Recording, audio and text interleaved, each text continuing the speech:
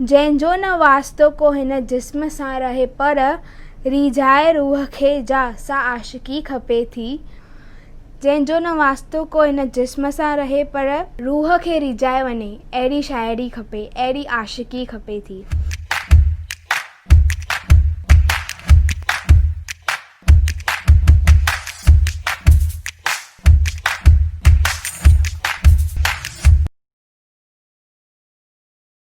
हाय माण्हू, तव्हां सभु कीअं आहियो?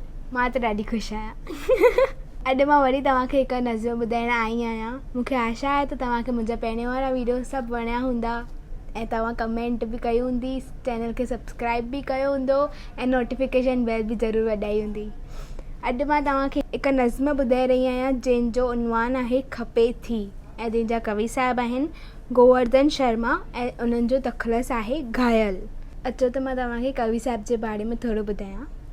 गोवर्धन शर्मा घायल 80 सालनि जो जवान शाइर ऐं ॿोली अदब ऐं सक़ाफ़त जो ख़िज़मतगार आहे। बतौर तइलीमदान, अदीब, पत्रकार ऐं कलाकार नालो कढियो अथऊं। सिंधी ऐं हिंदीअ में केतिराई किताब हिननि जे नाले सां जुड़ियल आहिनि।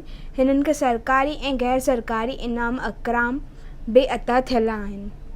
अचो त मां तव्हांखे हाणे नज़म पढ़ी ॿुधायां। जंहिं ज़िंदगीअ में सुख बि दुख बि हुजनि हज़ारे, मूंखे त हर जनम में सा ज़िंदगी खपे थी। दुनिया में रोशनीअ जी का खोट नाहे, लेकिन दिलि खे करे जा रोशन सा रोशनी खपे थी। कई लिखिया तो शेर अफ़सान इश्क़ जा, पर क़ौमी ख़्याल वारी अॼु शाइरी खपे थी। जंहिंजो न वास्तो को हिन जिस्म सां रहे पर रिझाए रूह खे जा सा आशिकी खपे थी। यारी उहा खपे जा हर राज़ खे संभाले, यारी उहा खपे जा हर राज़ खे संभाले। जंहिं तां वञा मां सदके सा दोस्ती खपे थी। सतकर्म ते हली जा इंसाफ़ खे न कुचले, सा ज़िंदगी खपे थी, सा ज़िंदगी खपे थी। जा साथ ज़िंदगीअ भर मूंसां निभाए घायल, अहिड़ी का हम ख़्यालण हिकु साहेड़ी खपे थी। हिते इहा नज़म पूरी थी।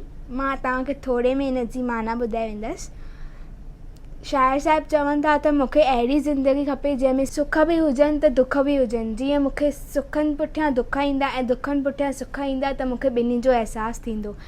दुखनि जो बि अहसासु थींदो त सुखनि जो बि अहसासु थींदो। कवि साहिबु चवनि था त मूंखे हर जनम में इहा ई ज़िंदगी खपे।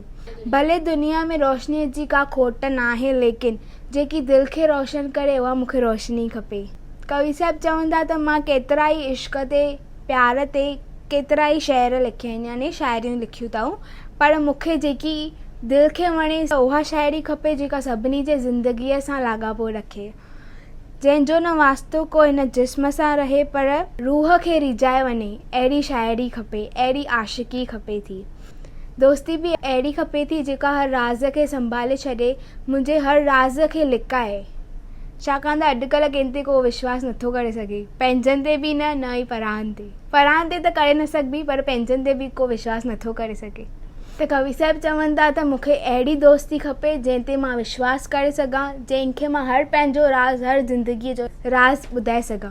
कवि साहिबु चवनि था त मां हमेशह अहिड़ो इंसानु बणां जेको सभिनी सां सच ॻाल्हाए, कंहिंसां बेइंसाफ़ी न करे। मूंखे अहिड़ी ज़िंदगी खपे, अहिड़ी ज़िंदगी खपे। ऐं आख़िरी सिटुनि में कवि साहिबु चवनि था त साथ ज़िंदगीअ भर रहे, जेको इंसानु मूंसां गॾु ज़िंदगीअ भर साथ रखे, मूंखे उहा साहेड़ी खपे थी। हिते इहा नज़म पूरी थी। तव्हां मूंखे ॿुधायो तव्हांखे इहा कीअं लॻी। मूंखे त पढ़ण में ॾाढी वणी ऐं मां इहा नज़म पढ़ंदे पढ़ंदे ॾाढी भावुक थी वियमि। तव्हां मूंखे कमेंट में ज़रूरु ॿुधाइजो तव्हांखे इहा नज़म कीअं लॻी।